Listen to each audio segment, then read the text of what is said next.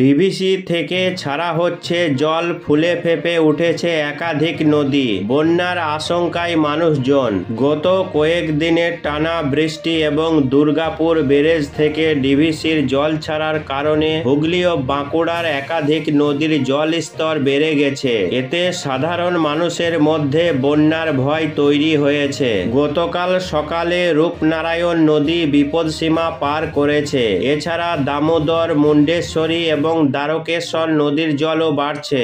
DVC জানিয়েছে তারা 52,550 cusec হারে জল ছাড়ছে, যা নিচু এলাকাগুলিতে বন্যার আশঙ্কা বাড়িয়ে দিয়েছে। জল বাড়ার কারণে হুগলির আরামবাগ ও খানাকুল মহকুমার নিচু এলাকার বাসিন্দারা চিন্তিত। খানাকুলের সেকেন্দারপুরে একটি কাঁচা বাড়ি ভেঙে পড়েছে। বাড়ির মালিক শেখ নাসির উদ্দিন বলেন, তার নাম সরকারি আবাসন প্রকল্পে থাকলেও তিনি এখনো বাড়ি পাননি। তিনি এবং তার পরিবার ত্রিপল খাটিয়ে থাকছেন। স্থানীয় পঞ্চায়েতের প্রধান জানিয়েছেন তারা পরিবারটিকে খাবার ও ত্রিপল দিচ্ছেন এবং সরকারি সাহায্যে নতুন বাড়ি তৈরির ব্যবস্থা করবেন। প্রশাসন জানিয়েছে তারা পরিস্থিতির উপর কড়া নজর রাখছে। রূপনারায়ণের জলস্তর প্রাথমিক বিপদসীমা পার করেছে।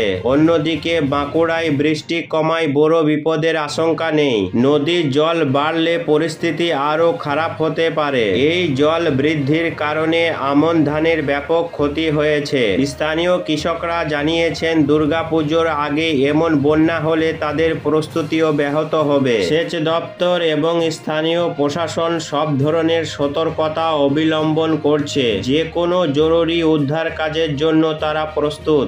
এদিকে পুজোর ঠিক আগে পশ্চিম মেদিনীপুরের ঘাটাল সহ বিস্তীর্ণ এলাকার মানুষের কপালে আবারও চিন্তার ভাঁজ পড়েছে। টানা বৃষ্টির কারণে শিলাবতী নদীর জল বিপদসীমা ছুঁই ছুঁই করছে, আর এতেই দেখা দিয়েছে বন্যার ভয়।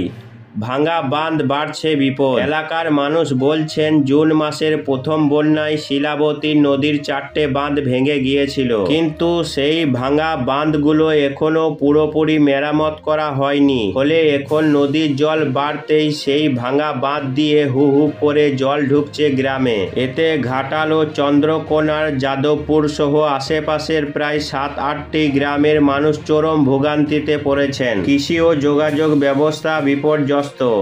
টানা বৃষ্টিতে বিঘার পর বিঘা কৃষি জমি জলের তলায় চলে গেছে।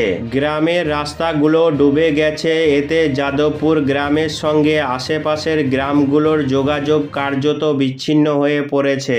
এখন জরুরি প্রয়োজনে মানুষকে গলা সমান জল পেরিয়ে ঝুঁকি নিয়ে যাতায়াত করতে হচ্ছে। স্কুল কলেজ বন্ধ হয়ে যাওয়ায় শিক্ষার্থীদের পড়াশোনার ক্ষতি হচ্ছে। গ্রামবাসীরা দ্রুত ভাঙা বাঁধগুলো মেরামতের জন্য সরকারের কাছে আবেদন জানিয়েছেন, যাতে পূজার আগে তাদের এই ভোগান্তি থেকে মুক্তি মেলে।